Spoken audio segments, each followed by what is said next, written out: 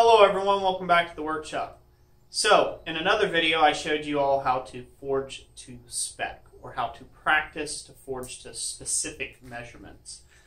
Today's video I'm going to continue on with that and show you guys how we can take what we did in our last video and turn it into a helpful tool. Now this is just a piece of mild steel bar. It's 1/4 inch by 1 inch flat stop, and we drew it down to 3/4 of an inch, 1/2 inch, and then 1/4 by 1/4 square.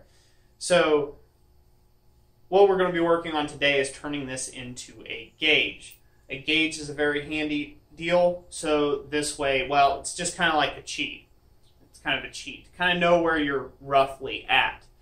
Now, first you have to be able to forge good enough to get it to this stage in the first place, but then after you get it to this stage, then you have a nice handy gauge that if you're really unsure but you can't touch a tape measure to it just yet, you can lay this on the surface of the anvil and you say, oh, okay, I got it down to my 1/4 inch or my 1/2 inch or 3/4 or whatever.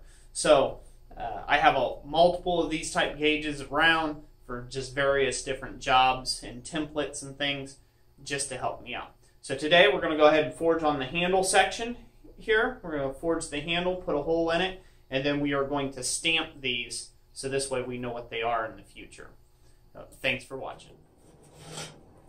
Okay, first of all, we're going to go ahead to make this handle. We're going to take a heat approximately 2 inches beyond that. Far side of the anvil, we're going to use a missed it by a mile. Gotta watch that. Spend too much time talking. What I was going to say is, we're going to do half on, half off blows there.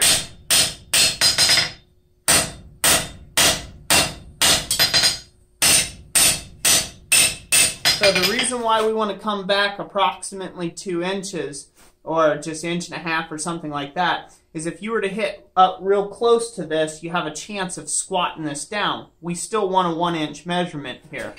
So we're just going to work that down a little bit. And I really put a nasty little notch into it, but it's okay. It's just a gauge, so no big deal.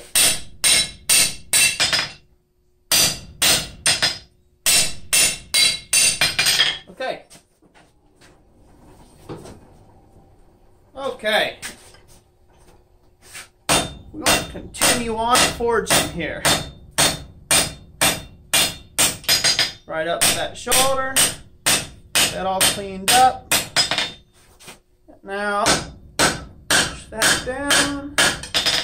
Now, ladies and gents, you guys can do this however you like. I'm just making kind of a handle. Just so this way it's different than what else I have on the shelf.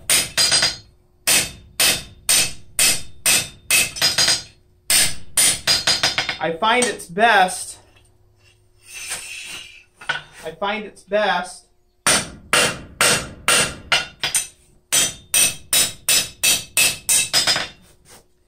if you make your tools all a little bit different. Your handles of your tools all just a little bit different. It really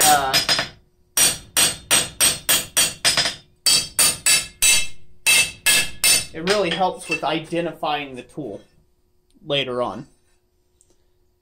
So there we go. Just a simple handle. Not going to touch it, but something I can grip anyhow. Good enough. So now, while it's still on the bar, we're going to go ahead and punch a hole in it, and then we're going to cut it off, and then I'll drift out that hole to make it into a loop. And yeah, we'll go on to stamping. Okie doke. Here we go. We are going to try to punch and drift this all in the same heat. We'll see how this goes.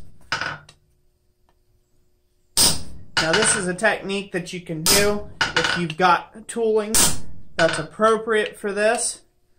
I would not suggest to do this with a 10 series steel.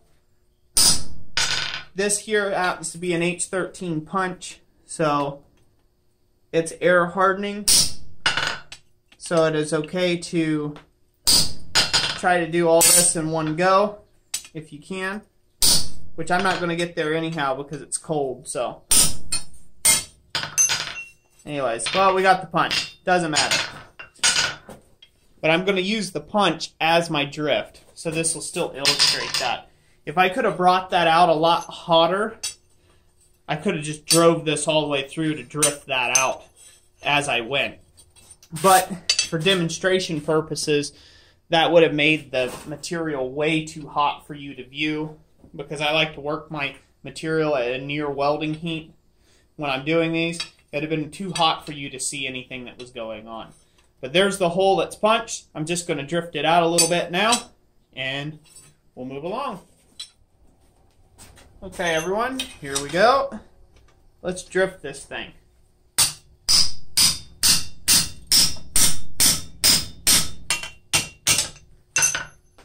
Flip it.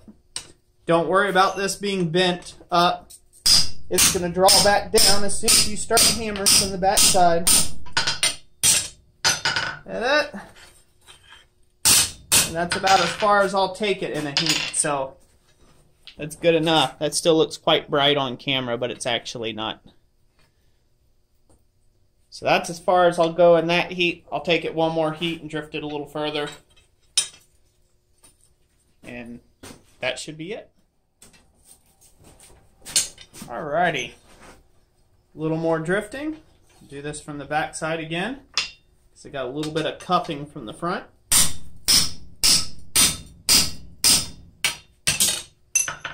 And there we go. Good enough. That's what we're looking for. So, use my other hammer here.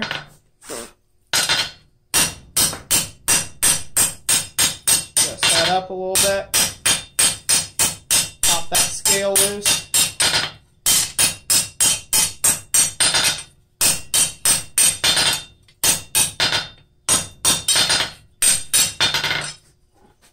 Gotta run that drift in there one more time.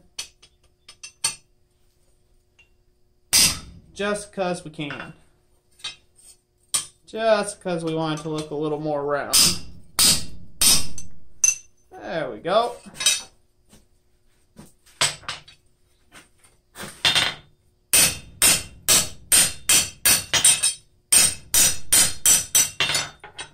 Voila. Now it'll be easily discernible from the other tools in my shop. While I've got you here, I'll go ahead and show you how this works. So say you have a piece of material that you want to take and draw down to 1/4 inch material. All you have to do is set your piece on the anvil. Okay? So you're drawing down your work. You think you're getting close. You just take your gauge and stick it in there like so. You're like, oh, it looks very similar. I think that'll work. So you can use your eyesight. This is another way of teaching yourself to learn to forge by eye. Now, say you want to go down to half inch square. You can lay it up here on the material. You can check its height. 3/4, same thing. Lay it down like this. See if they look alike. See if they're the same height. And then 1 inch is your final one. You can check that quickly your different sizes, and it's great forging exercise. So next bit, I'll go ahead and stamp all this, and I'll get right back with you to share with you some final thoughts about this. And yeah, hopefully you've enjoyed the video so far.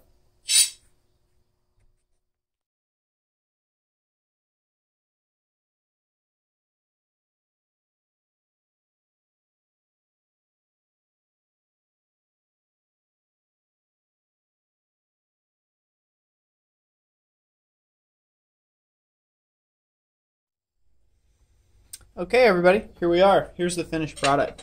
So I'm going to leave you with a few thoughts about these here. Now, this is meant to be a gauge. It's meant to be a visual reference for your forging. It is not meant to be a set dimension tool. It is very difficult to forge something exactly 1/2 inch, 100% to the 1,000th. That's not going to usually happen by hand because you're going to have inconsistencies. The point of this tool is an exercise in learning how to forge to correct dimensions or shapes or get things close. So I will go ahead now and show everybody what I mean by that. So let's start with the 1 inch. Now we had a little bit of drag down at the rear and the front edge of this. But I'm going to use this little tool again. I'm going to start at 1 inch. And as you can see on the outside line there, the outline, I am only a 32nd of an inch under 1 inch. Now, that's measuring the factory stock there. I haven't hammered that. So they were out that much on 1 inch. They weren't a true 1 inch. Okay? So let's measure 3/4. Looky there. Now I haven't filed any of this, guys. I haven't all this is hand hammering. Looky there. A 32nd under 3/4. Same thing. We're moving on to the 1/2 inch bit. A little less than a 32nd out of 1/2 inch. It's only about a 64th of an inch. Okay, there's a 1/4 inch. Go ahead and run that down. You can see that as well. Okay, 1/4 inch there. We're just over a 1/4 inch there, and out towards the edge or the end, we are right on a 1/4 inch. So it's got a little bit of a taper to it. So right there, midway, it's about 32nd of an inch larger than 1/4 inch square. So that's pretty tight tolerances. A 32nd of an inch is not a lot of wiggle room. That's very easily cleaned up with a file. You don't have to grind for 6 hours on this thing to get it straight and square. I kept it mainly consistent. There's a few little thick spots there with the original 1/4 inch bar thickness, parent bar thickness. You know, there's a few exceptions to that. But like I said, this is meant to just be a helpful filler gauge while you're forging. And once you know how to make one of these, it really helps later on in your forging. And you can make this applicable to all sorts of techniques.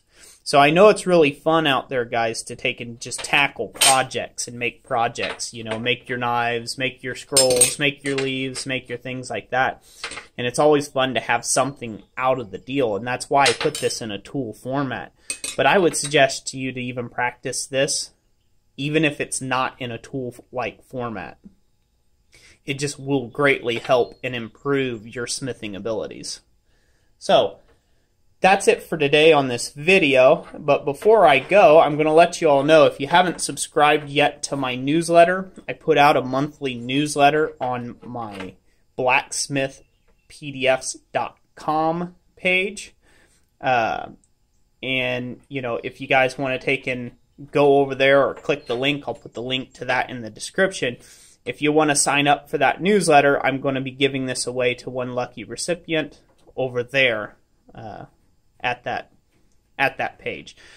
In the newsletter, it's just a way that everybody, it's a free thing it's a free subscription thing.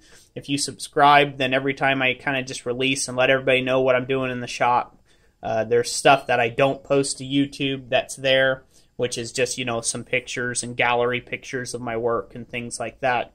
So if you guys want to run over there and check that out, you know, that's a great thing. That might be a great thing for you, and we can catch up with you there.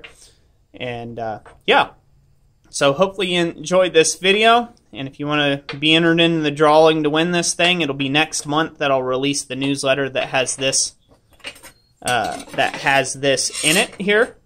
And, yeah, you can enter for your chance to win there. It's a good newsletter anyhow, and I always do some giveaways over there with some different things that I've made in the forge. So that's it for today. Thank you all for watching this video. Sorry if it got a little long-winded, but hey, that's how you learn. Anyways, God bless you. We'll catch you on the next one.